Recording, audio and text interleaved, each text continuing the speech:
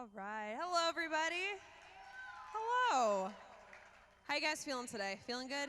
Yeah? Very nice, very nice. Well, I know we've been talking about it all day because we are. We're still kind of coming off of that go high, but that's where I've been this past week, and it was fantastic. I had so much fun getting to see each and every single one of you guys go to these churches and love on these kids and really just show the love of Jesus to so many different people. So if you were on this go trip, just give yourselves a round of applause because you guys worked so stinking hard. It was amazing. Now it was such a fun trip, and I loved every single bit of it. But there were absolutely those points in time where I was crazy stressed out. There were points leading up to it, there were points during it that I was just incredibly stressed out. Whether it be with some of you guys, I'm worried like, okay, what if someone gets sick? What if they break a bone? What if I blah, blah, blah, like freaking out about that? With mentors, making sure that they're going where they need to, making sure they're taken care of. With these churches, making sure that the connections are there, that you guys don't show up to a church and there's absolutely no one there. There are all these different things, like what if Tonto Basin, what if they get broken down on their way to their church that's an hour and a half away, and I'm like, I don't know what to do, I can't help them. There were so many different points where I was incredibly stressed out.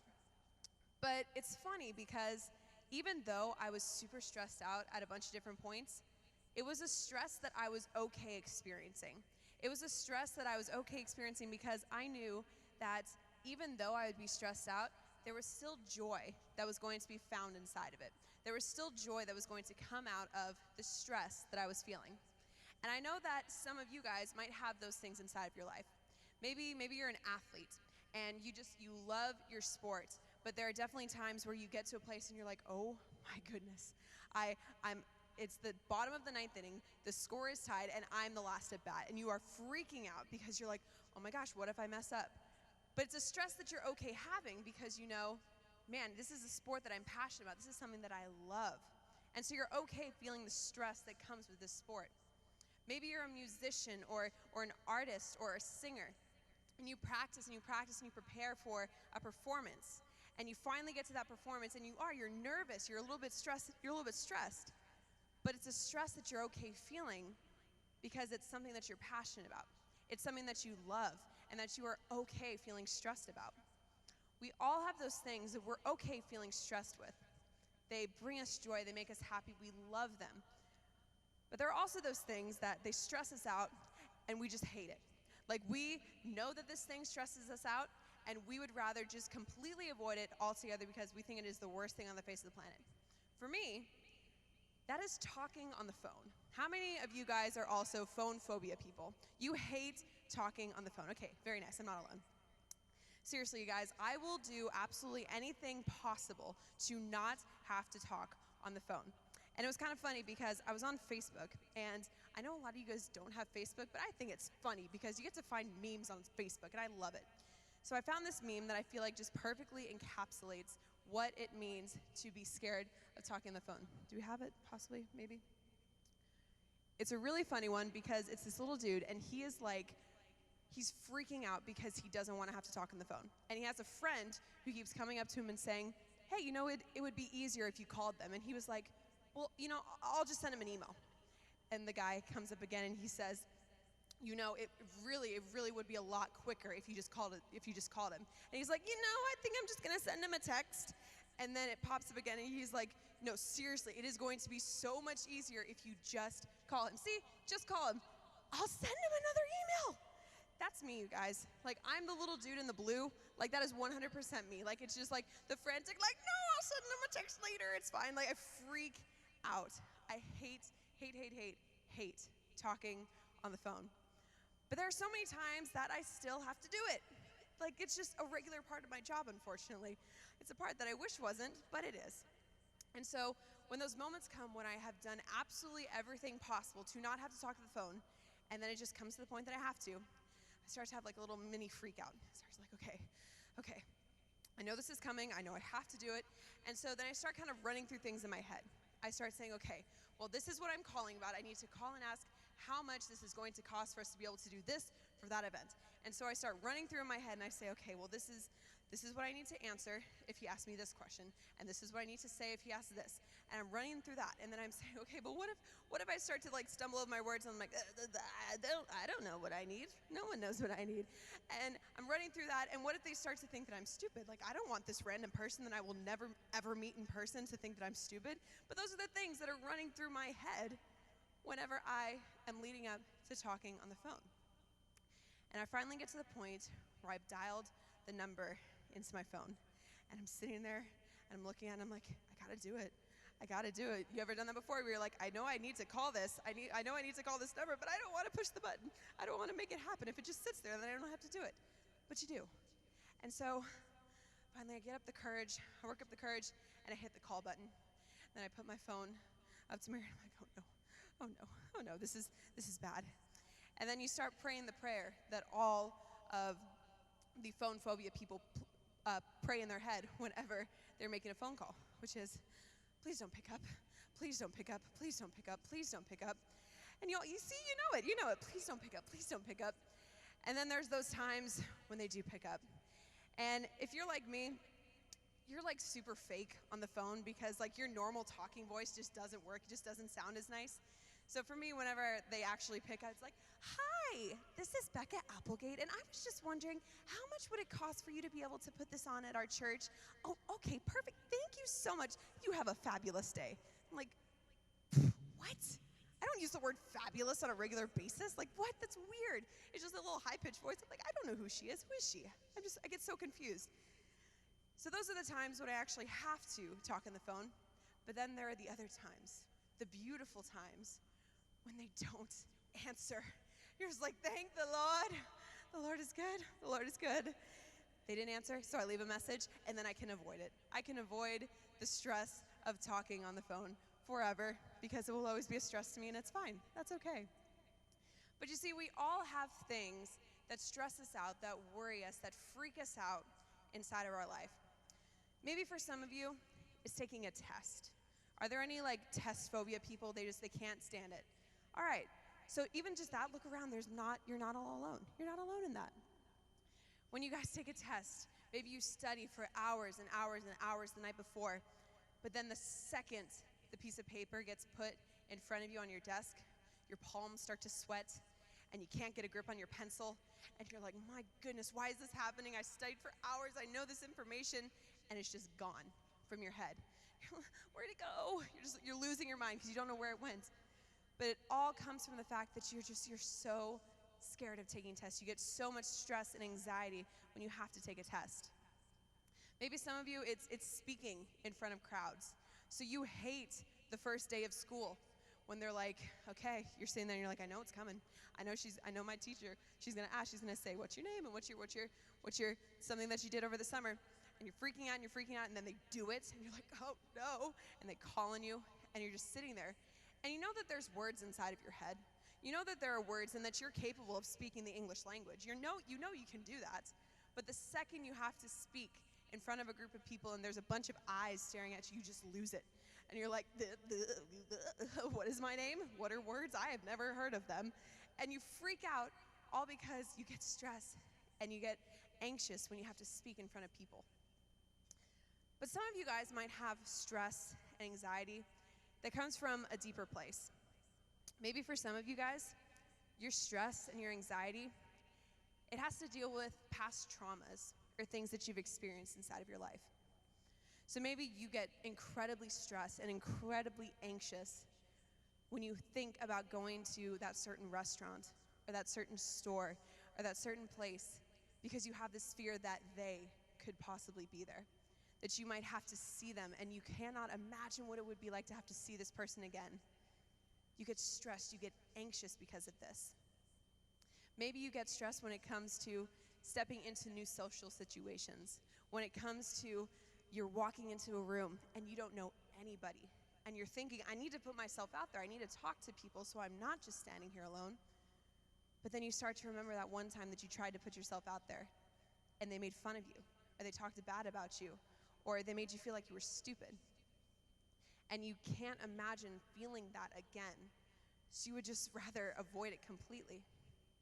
Some of you guys are in a place where you have so much stress and so much anxiety that you've just built up this wall. You built up this wall surrounding you, and you've said, okay, well, I have this inside of me, but I'd rather not let anybody in because people have hurt me before, and I don't want to have to experience that again. And so you've built up this wall, and you say that you want to keep people out, when really you're only keeping out people that want to help you. We all have stress and anxiety and things that we face inside of our life that weigh us down. Every single person here in this room has something that stresses them out or causes them anxiety. So what do we do? How do we deal with this? Well, that's the thing that I love so much about this series at the movies. Because you see, we get to take these ideas, we get to take these things that every single one of us experience, and we get to connect them to stories and to characters that experience the same thing as us. And that's such a fun thing to me, because you get to do things like this, where you get to talk about a Christmas movie in June. You guys, I'm stoked. I'm stoked. I stinking love Christmas. Like 99.9 when the Christmas music is on, like that's like, I love it. It is my favorite thing in the world. Yes, it is the best. I love Christmas. And so that's gonna be a little weird to you, but then it's also gonna be weird the fact that I'm literally using a Christmas movie to talk about stress, anxiety, and trauma. But just hang with me, just stick with me, because I got a place where I'm going, so don't worry. But today, we're gonna go ahead and we're gonna talk about the movie, The Grinch. Because The Grinch is tied for my all-time favorite Christmas movie. Elf and The Grinch are my two favorite Christmas movies ever. We're gonna shake it up a little bit. And we're not gonna be talking about the Jim Carrey version, okay? We're gonna be talking about the 2018 Benedict Cumberbatch version of The Grinch. How many of you guys have seen that one? Okay, so we got a good amount. Okay, we got some of you guys have seen it. I love this one because I just think it's so much fun. There are a bunch of adult jokes that go over the kids' heads, and like the older kids, and then the parents are like, that was funny. Those are my favorite kind of jokes because they're like secret jokes, and I think they're funny. And it really does a great job of kind of showing us how the Grinch became who he is. And so if you've never seen either of the Grinch movies, I'm gonna give you just kind of a little bit of a synopsis, okay? Just like a little idea of what the movie is about. So you got the Grinch, and he lives at the top of a mountain that overlooks Whoville. And in Whoville live the Whos, the little Whos down in Whoville. And I love the Whos because they have weird little noses, and they have like curly hair, like just little curly Q on the top of their head, and I think it's really funny. And so all of the Whos, they're like me, and they are obsessed with Christmas. They love all things Christmas, and they work every single day of every single year preparing for Christmas. But the Grinch man, he hates Christmas. He hates Christmas with everything in him. And so one day he decides that he is going to try and steal Christmas. He's gonna stop it completely from happening. Now along the way, the Grinch, he meets this little girl. Her name is Cindy Lou Who, and she's incredible. She's a feisty little thing, and I love her. I think she's great. And Cindy Lou Who is great because she does everything possible to be friends with the Grinch. He's mean to her, he like pushes her away, but she still wants to know him. And she doesn't give up on him. Now I'm gonna save the rest of the story for a little bit later, but one of the scenes that I really, really love from this version of the Grinch is this one where we kind of get a backstory. I am a sucker for a good backstory. Anybody else, like in a movie, you love it when you get a character backstory? That's one of my favorite things ever. Because I'm like, oh, that makes sense. It connects. It's great. And so this scene kind of takes a look at the Grinch in his childhood and how he came to be the Grinch that he is. So why don't you guys go ahead and check out this clip.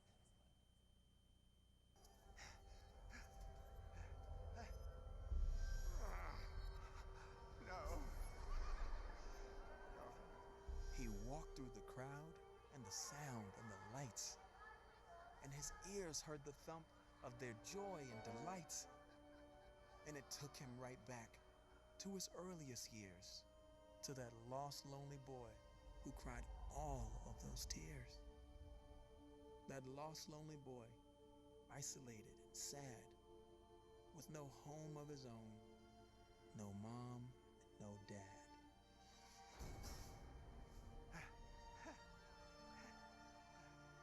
as the Grinch looked around, he felt downright scared.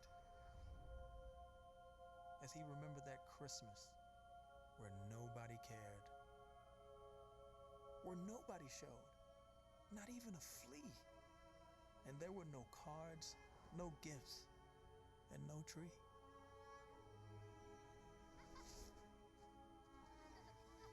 And as he watched other kids, one thing became clear: that this was the single worst day of the year.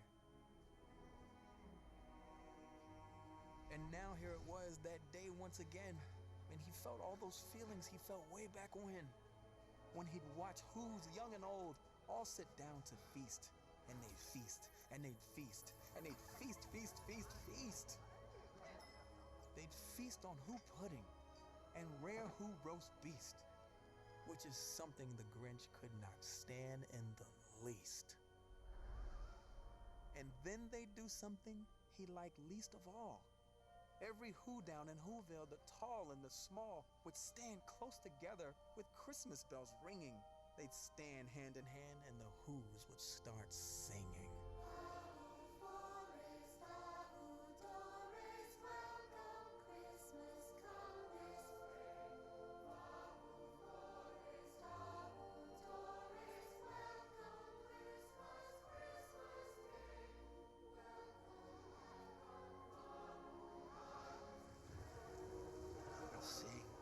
And they'll sing, and they'll sing, sing, sing, sing. Yes, he couldn't recall without feeling the sting. So the Grinch finally declared, "I must stop this whole thing."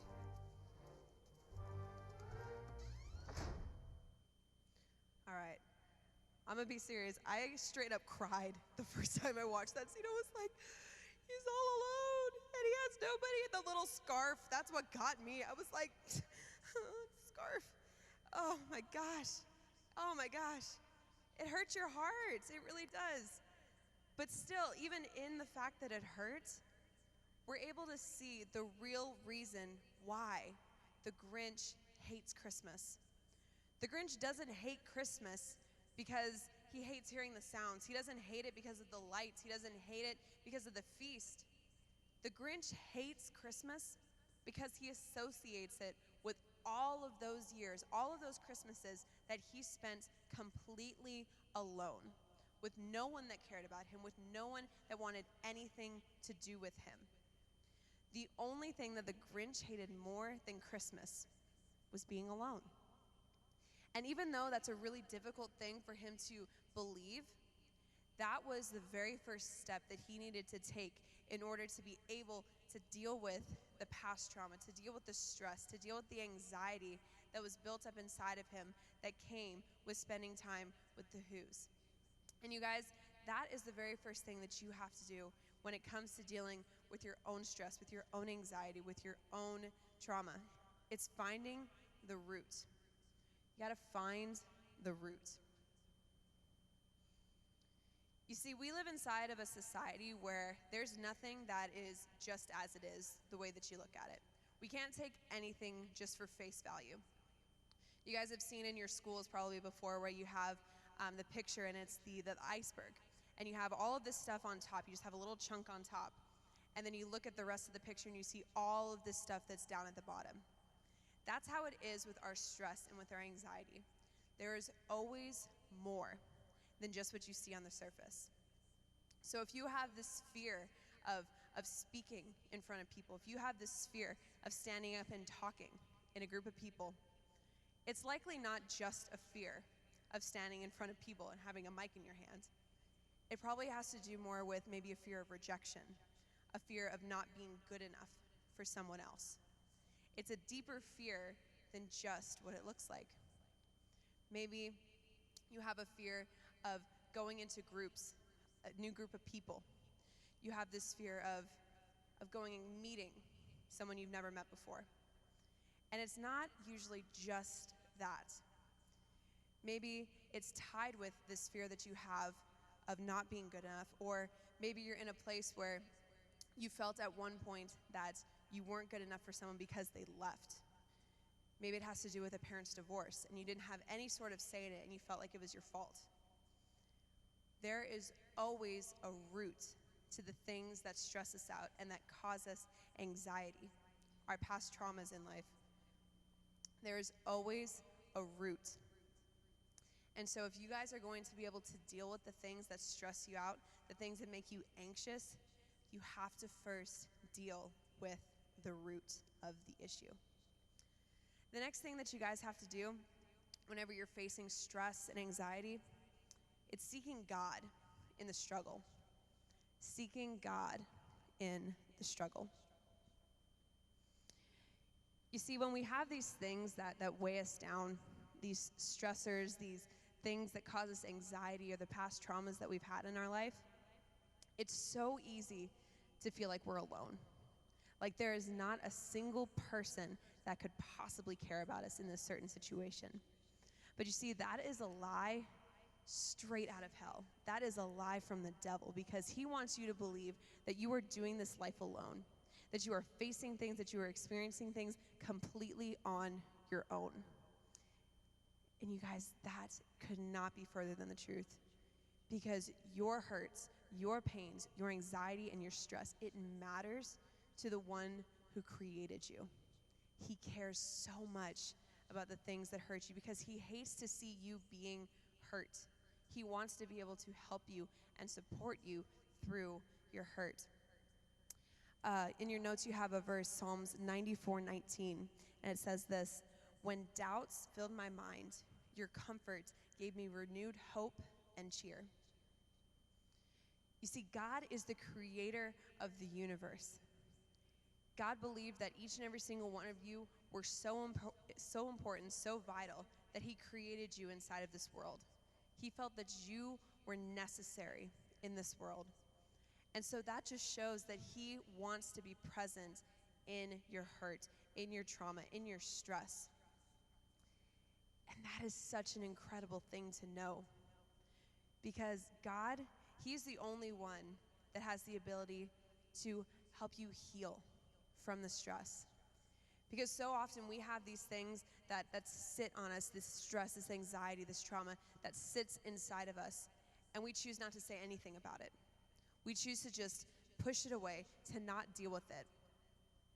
But that doesn't mean that it goes away. The only way that those things can start moving towards getting better, start going towards disappearing, is if you actually deal with it. And so you see, God, he has this way of taking those things, of providing the healing that you need, of bringing you to a place of being made strong through it, even to a place where you can help other people that are experiencing the same things. God wants to be present inside of the things that stress you out and make you anxious, the traumas that you have experienced. But the only way that he's able to do that is if you allow him to. You see, God, he wants to know you so bad. He wants to be in your life. He wants to be beside you when you're dealing with things.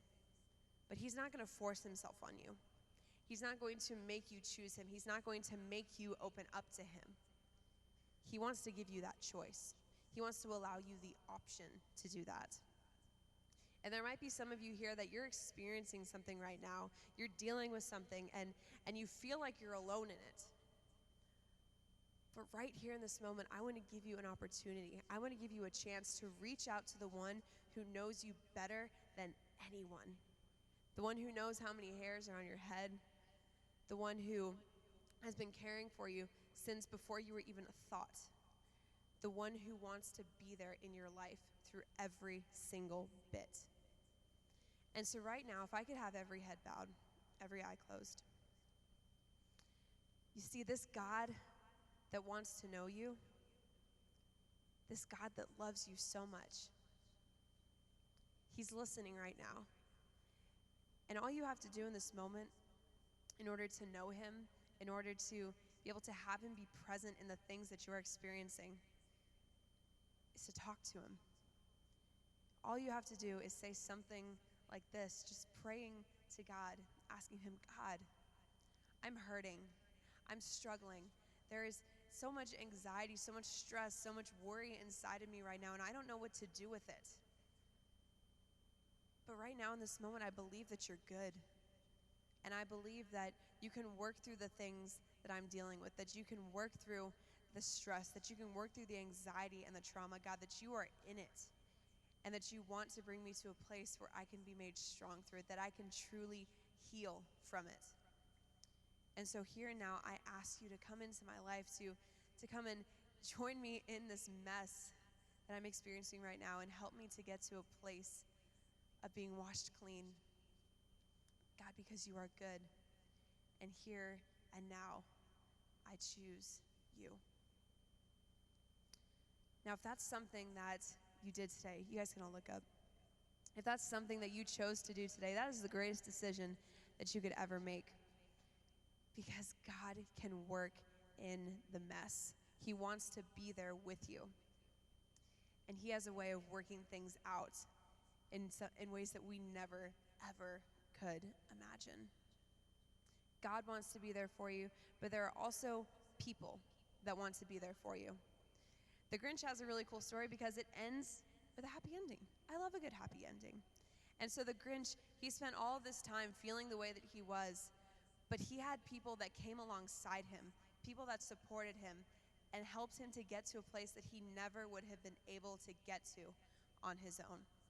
So I want you guys to go ahead and look at this last clip. It's the very last scene of the movie, and I think it just does a great job of showing how the Grinch really deals with every single thing and how he gets to a place of being healed from his hurts. So go ahead and watch this last clip.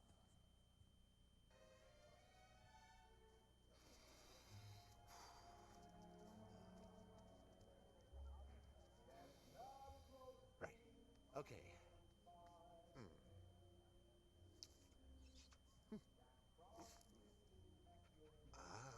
It's a bad idea. I can't do this. I can't do this. They're all gonna hate me. All right. I did it. Oh, Mr. Grinch. I'm so happy you decided to come. Welcome. Thank you for inviting me. I wore a tie. And it's a very nice tie. Cindy Lou, look who came. Mr. Grinch, you're here. Hello. Come on in. I'll show you around. Oh, okay.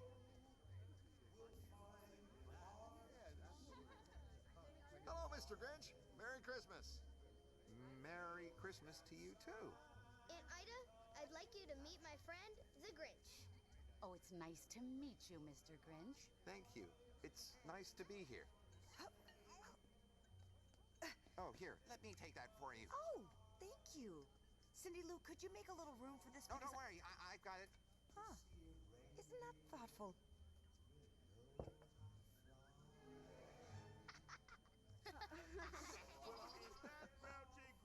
Grinchy, I see standing over there. Ricklebaum, good to see you. Come on, Grinchy, give me a hug. It don't count if you don't hug back, buddy. Okay, come take your seats, everyone. Dinner's ready. Come on, you're sitting next to me. Here you go.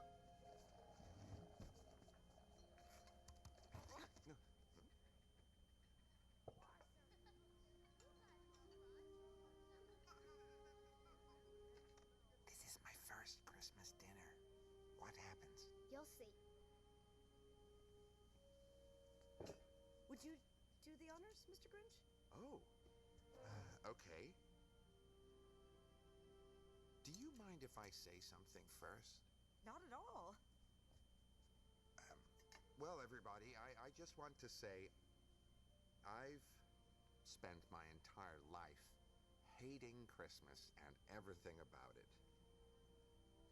But now I see that it wasn't Christmas I hated. It was being alone.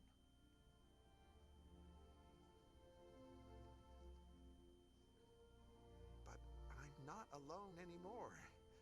And I have all of you to thank for it. But especially this little girl right here. Ma'am, your daughter's kindness changed my life. That's my girl. Oh, that was beautiful. That's my best friend. Merry Christmas, Mr. Grinch. Merry Christmas, Cindy Lou. And the Grinch raised his glass and led the Who's in a toast. To kindness and love, the things we need most.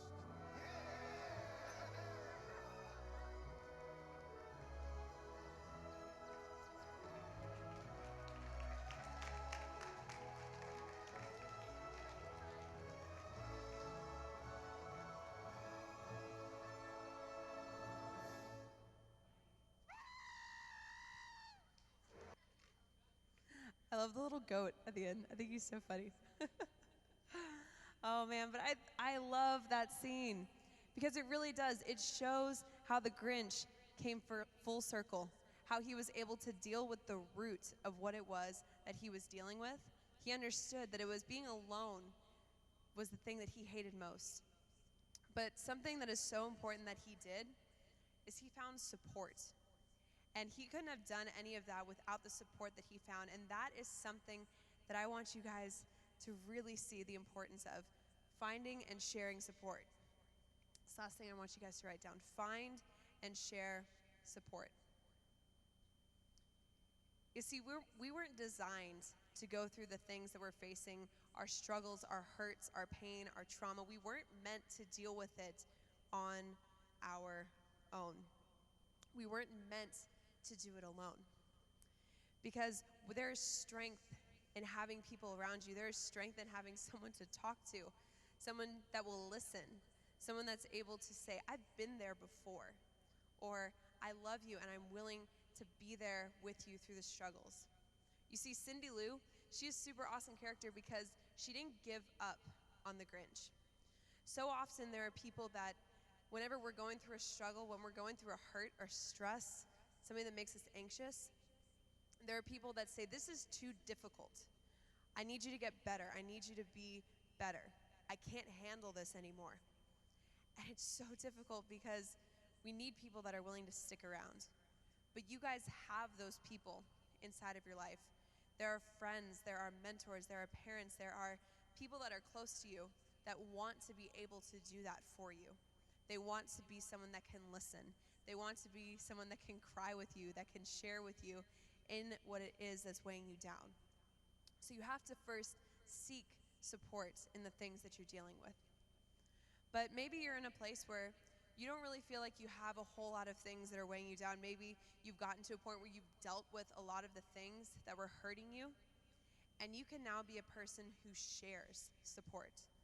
Because, man, you guys have the ability to have such an impact in people's lives if you simply put yourself in a place to do so.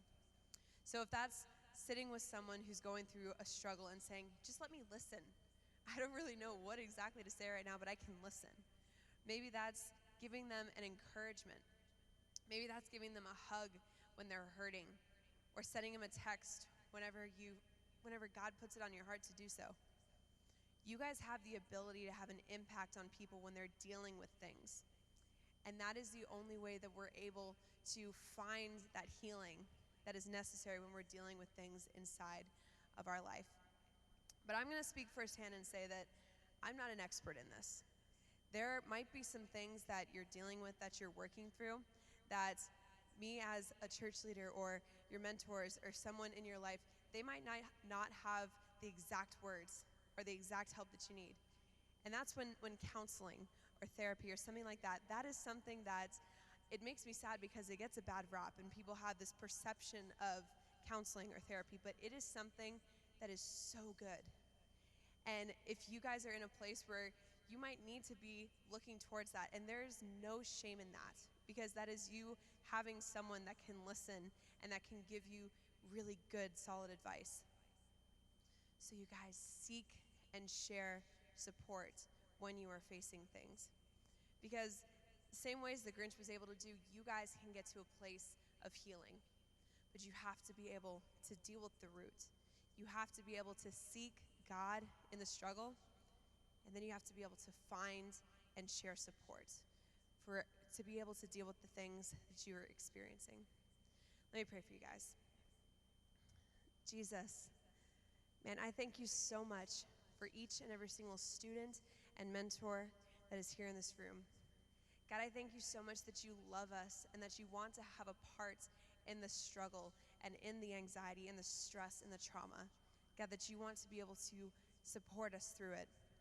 And God, I pray that whatever it is that's weighing us down, God, that you would help us to find the root of it, that you would be able to help us to find you in it so that you can do incredible things, that you can bring beauty out of ugly situations.